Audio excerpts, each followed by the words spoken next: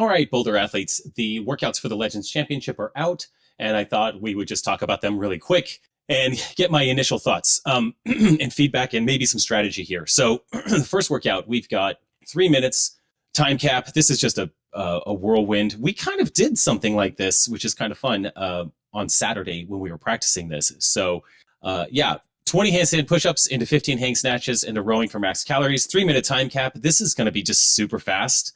The 20 handstand push-ups in a perfect world are unbroken. I am assuming we can kip. I'm sure we can do kipping handstand push-ups.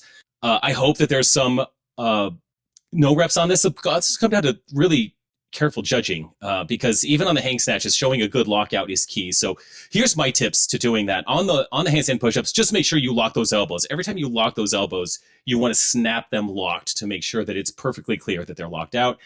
If you need to break those up, break them up, but make those quick. So if you don't think you can do 20 unbroken, you're going to want to break earlier than you think and make it a quick break, then kick back up, get back down, kick back up. Be really, really quick on that.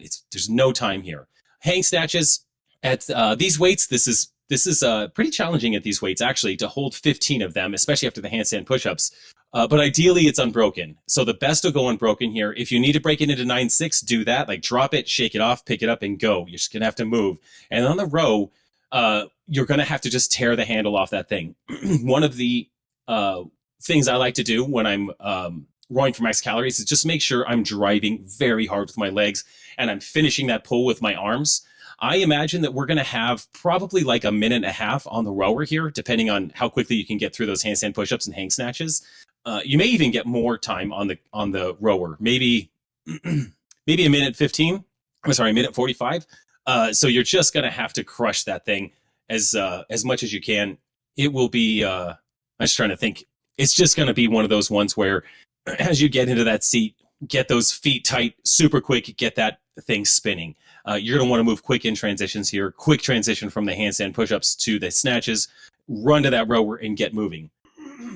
I'm still getting over that little bit of cold that I have. All right. So that's workout one. It's just a sprint. Just absolutely burn it up.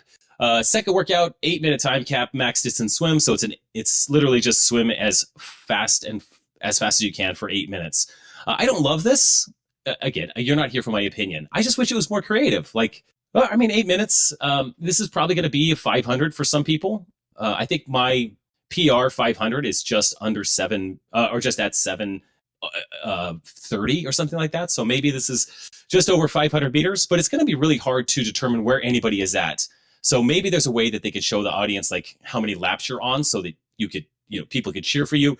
But honestly, you're not going to be able to hear anything. So on this, 8 minutes is a long time to swim hard, swim really, really hard. So what I would probably do here is count my laps, knowing that for me, 500 meters is 10 laps down and back, right? So I'm going to count to 5 of those, 2, 3, 4, 5 down and backs. That's halfway. At that point, I'm probably going to try to speed up.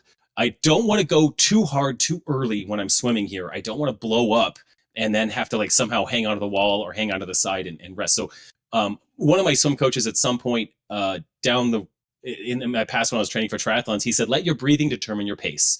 So if you're out of breath, slow down your pace so you can breathe more. If you feel good, find a rhythm where you're breathing with your pace. That's pretty straightforward. I'm not going to talk too much about strategy there. Workout 3. We practiced something very similar to this on Saturday, which is great, except we've got 30 wall balls at 30 pounds, generally for guys, 20 pounds for ladies. So heavy wall balls is kind of the trick on this one, as well as the heavy rope single unders and all that. So let's talk about this. The 30 wall balls, I don't think this is something that's going to need to go unbroken. There may be some people that go unbroken here, but a 30-pound wall ball changes things dramatically. I think this is something where I'm probably going to break twice. I may even go 12, 10, 8 on the wall balls to keep my heart rate under control. Might want to break that up or have a breakup strategy there. It's all about heart rate management as you work your way through this. This is a longer workout. The time cap is 11 minutes. I think we'll all get done before then, but you want to plan for those wall balls to be a punch in the face. So maybe have a 3-set breakup strategy for the wall balls, maybe 4 if necessary. Burpee box jump overs is just a grind. Just kind of hold your pace through that. This isn't something you want to sprint through because the heavy rope will be fatiguing. So the heavy drag rope singles, you're going to be catching your breath. It takes a little bit of work, but you're going to be trying to calm your heart rate from the wall balls, box jump overs during that heavy drag rope single under. Get back to those wall balls with 25. I'm probably still going to try to target a 3-set breakup strategy, something like 10, 8, 7, something like that might work for me. I don't want to take a lot of time on the break, but I do want to break and keep that heart rate under control. 10 burpee box jump overs. Again, pace those, steady, step down or plop down, step up, jump over, just like a machine on those. And then the drag rope crossovers, you just want to give it a little push as you cross your hands in the front. You're going to get a little momentum right there when you do those. If you've done crossovers, you know that a slightly heavier rope is a little bit easier, but here's the thing with this. The best rope that you want to use here is a slightly shorter rope for the drag rope, that it drags less, but that makes crossovers harder. For double unders, the shorter rope is easier, like a small for me, but for the crossovers, the short rope becomes a challenge. So I'm going to have to practice with the rope to try to decide which one I want to do, the medium rope or the small rope. So test all of that out. You'll have a chance to test the ropes, I'm sure, prior to the event. So just know that the smaller rope is better overall because there's less drag, there's less rope, but it makes it tough for the crossovers. Finishing up that last round, 20 wall balls, probably, 12 and 8 for me there, and then 10 burpee box jump overs, and then the drag rope double unders. I did this heavy drag rope double unders at Wadapalooza in California. It really does get tough. It's not like a heavy rope, which is great. It doesn't fatigue you like that. The rope just doesn't go. It just doesn't want to go. It's easier than a regular drag rope, but it's still pretty fatiguing. So probably, 20, 20, 10 or something like that on those for me. I think at Wadapalooza, Sam Dancer was one of my partners. I think he did 75 unbroken. And then I jumped in there and did 30 or 40. We had to accumulate a whole bunch of them. But they're fun. You'll get to practice those. Don't worry. This workout, again, don't start out too fast. Don't come out of the gate too hot. This workout is made in that last round where you can pull ahead of people or fall off pace. Let's see. The next work Friday in the soccer ring. 6 minutes to find max weight of the complex. 5 deadlifts, 3 hang cleans, 1 shoulder to overhead. I love this. I think this is great. We practiced this today. If you were doing our training for this, we actually did 4-3. We did 3-2-1. So I don't think this changes much. 5 deadlifts is not a big deal for whatever weight you're going to use. 3 hang cleans changes it. You can do power cleans or squat cleans, I believe, unless there's something in the notes that I'm not going to look at closely. I don't think it matters. They make it clear here. So yeah, the 3 hang cleans, I think, is the kicker. They're going to wear you out. So I practiced up to a certain point today with the 3-2-1 rep scheme. I think in competition, I can hold that for a 5-3-1. It will be really, really tough. I mean, this is fun because it does test our stamina, and we have been trained for this. We've been training our lifting stamina over the past few weeks, gratefully. Just think about like what all the other athletes will be doing this Friday. They'll be doing, 3 clean and jerks into 5 front squats. So we've got this capacity. We can do this. You're going to have in 6 minutes, probably 3 attempts. Get out there, do 1 attempt, recover, a 2nd attempt, recover, a 3rd attempt. Yeah, I think that's all you're going to get. You may try to squeeze in 4 attempts, but this is a lot of work, and you're going to need a good recovery time. If you were to do one of these sets every 2 minutes, depending on how it works at the end, let's see. I want to find out if do you have to have the last one done before the time cap? Let's see if go. No dirty loading. Okay. Rep begins during the movement. Rep is credited when you full extension, hang clean, shoulder. What they don't say in here, I don't think, is, where's the time cap come in play? Do you have to finish the last rep before the time cap or get the bar off the ground before the time cap? We'll just have to make sure we have that. I don't see it here. If you see it, you'll know, but we'll figure that out down the road. Workout 5, 9-minute AMRAP, 5 bar muscle ups, increasing 10-foot length handstand walks, 8 alternating single arm devil presses. So this was going to be ring muscle ups. Apparently there was an issue with the rings, so it's bar muscle ups, which is a bummer. I think this would have been fun with the rings, but 5 bar muscle ups. So with each round, it's going to be 10 feet handstand walk, then 20 feet, then 30 feet, then 40 feet, then 50 with each round. Okay, each round you add 10 feet of handstand walking. That is the workout, I think, the handstand walk right there. The devil presses are just an annoyance. Get that heart rate going, wear you out, have another element in there. The bar muscle ups will get pretty fatigued from the single arm devil presses and from the duration of this workout. 9 minutes is actually quite a long time. 5 bar muscle ups, round one takes 20 seconds. Handstand walk takes a few seconds. Alternating single arm devil's presses, you might be through that first round in under 90 seconds, probably more like a minute 15.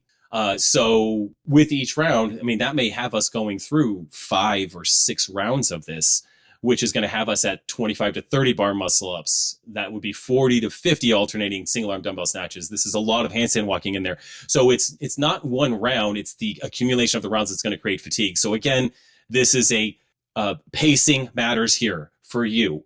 If you're great at handstand walks, if you're great at bar muscle ups, all of this, just go, go, go, go, go. That's going to be me. If you find a weakness in you or you need to pace something, if the handstand walks might start to fall apart, think about that on round one and just find a pace that's going to work for you so that you don't burn out and start dying or failing any muscle ups or any handstand walking. But 9 minutes is a good amount of time in this. It will go by quickly. I want to say it's going to go by quickly. It's going to go by slowly. It's going to feel like both. It's one of those mid-range workouts. No super long workouts that I've noticed here. We look at workout 6. This is in the field. Outside, we've got 4 rounds for time with a 12-minute time cap, 10 sandbag squats with heavy sandbags. 10 is a lot, guys. This is 40 total sandbag squats. This is going to mess us up pretty good here. I'm glad it's Saturday. Glad it's the last day. It's actually the last workout of the last day. This is going to make us pretty sore here. So 10 sandbag squats, 100-foot sandbag carry. That's fine. The sandbag carry is fine. I find that we practiced that on Saturday. That sandbag wants to go all over the place. So I think 100 feet is going to be hard. The 150-meter run is literally your recovery. You're going to just jog to recover, catch your breath so you can immediately pick up those sandbag squats, finish 10, sandbag carry across. I don't think there's any reason why anybody would ever break up those sandbag squats. I think you're going to go 10 on one side, 10 on the other side. So you don't just kill yourself by doing it all on one side. So I'll probably start with my left side on the first round, right side on the second round, left side on the third round, right side on the fourth round. I'm stronger on my right side, so I want to finish there. And then we're going to have to sprint on that last run, and that's going to be the grossest part, honestly, sprinting there. I don't think there's a ton of strategy here. I think it's just pick up the sandbag and squat, find that spot that feels stable and squat. I will wear a weight belt for this 100%. This creates a tremendous amount of torque when we're doing those sandbag squats. Looking at the standards, sandbag clearly on top of the shoulder. That's all they say. I mean, I wish I could have it on the back of my shoulders, right on the back of my neck, but I think we're going to have it on one of our shoulders. So they don't say on the top of a shoulder, on the top of the athlete's shoulder. Anyway, I'm sure it's going to have to be up on the side of the shoulder as opposed to kind of behind the shoulder. But find a spot where you could really just lock that in on both sides and go for it. Last workout, for those of us, I think they do cuts, but if they don't, however this works, the last workout is 2 parts, and it's 4 minutes each, 2 4-minute AMRAPs.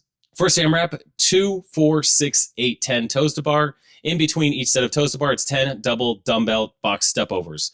Guys, this is all dumbbell box step overs. That's the whole workout. It's the whole workout. The toes to bar are absolutely they don't even need to be a part of this. This is a 4-minute AMRAP of box step overs. So that's pretty gross, honestly. Because think, 2 toes to bar, 10 dumbbell box step overs. 4 toes to bar, that's going to take what, 3 seconds? 10 dumbbell box step overs. 6 toes to bar takes no time. Back to 10 dumbbell box step overs. So think of this as 4 minutes straight dumbbell box step overs. Rest 1 minute, and then think of it the same thing on the second part. This is 4 minutes of dumbbell walking lunges. So plan for that. Think about what that's going to be like. 40 feet is probably 20 feet down, 20 feet back, and then do 2 chest to bar or 4 chest to bar pull-ups. 40 or 20, 20, 6, 20, 20, 8, 20, 20. I mean, literally, you're just going to do walking lunges down and back. 2 chest to bar pull-ups, again, takes you like 2 seconds, and you're right back on those walking lunges. So this is all legs. This is going to be really interesting on how challenging this is going to be after we've just done the day before we did, 40 sandbag squats. We're going to have some soreness here. It's going to be a lot of fatigue. So I don't know if they were intentionally trying to really beat us up before we get to this last workout, but we are going to be beat up by the time we get to this last workout. Again, the toes to bar and the chest to bar are almost meaningless. I may not even wear grips. Honestly, I don't want grips to get in my way in a workout like this. I mean, I'll probably wear grips, I guess, but you certainly almost don't need to, because this is just all dumbbell box step overs and walking lunges. If grips get in your way, don't even wear them, because you're not going to do, if we get through 4 rounds in those 4 minutes, that's only 20 toes to bar, 20 chest to bar as well. Okay, so those are all the workouts. Again, we're taking a look at the total workouts. So the first workout is 3 minutes. The swim is 8 minutes. The wall ball workout has a time cap of 11 minutes, so it's a sub 10-minute workout. The heavy lift workout is a heavy lift, super fast. 9-minute AMRAP for the bar muscle ups, and 4 rounds for timeout on the sandbag. That is a 12-minute time cap. Maybe we get time capped on that, but I'm feeling that's a sub 10-minute workout as well. And then the final workout is 2 4-minute workouts. This is all short workouts. They're all short. A lot of them require pacing. A lot of them require forethought. They all require fast transitions, intentional transitions, planning where you're going to get chalk, how you're going to adjust your grips, how you're going to navigate your way through these workouts, but they're all very, very fast. So there's not room for mistakes in these workouts. You're going to have to focus, be ready in the warm-up area, practice everything, practice some transitions. I'll be there to answer questions as well. But on these workouts, you're going to want to run through them in your head a few times before you go out there, imagining yourself out on the competition floor. Imagine yourself as you transition from one movement to the other. Imagine yourself hitting each one of your lifts. Imagine yourself walking on your hands, all of those things. Work your way through that a few times in your head, even with this document in front of you, so you know exactly what to do. There's never a question about what the workout is when you're out there. You're just focused and you're just executing. And be sure you fuel well. Fuel before, fuel after, or fuel before, refuel after each one of these workouts. You're going to do great. It's going to be fun. I can't wait to see you all down there. And those are my thoughts for right now. Happy to answer any questions. Don't hesitate to jump into the circle group, and we can debate all of this stuff. And if I miss anything, let me know for sure. All right, guys. See you in Arizona.